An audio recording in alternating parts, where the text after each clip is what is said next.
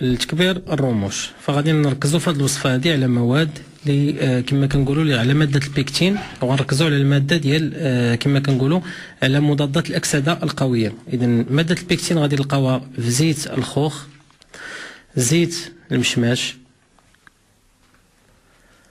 مضادات الاكسده القويه كاينين في الخوخ والمشماش، ولكن ما فيها باس نزيدوا زيت لافوكا وزيت البابونج. صافي. اذا غناخذوا زيت الخوخ، زيت المشماش، زيت لافوكا وزيت البابونج.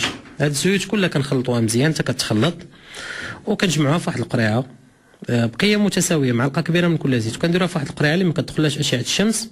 وفوق ما كنبغيو نستعملوها كنجيبوا هذيك الشيته ديال الماسكارا اللي هضرنا عليها ونشفناها مزيان، كنديروها فيها، كنقطروها مزيان كتبقى لاصقه غير الزيت، وكندوزو على الرموش ديالنا وكنباتوا بها ماشي مشكل.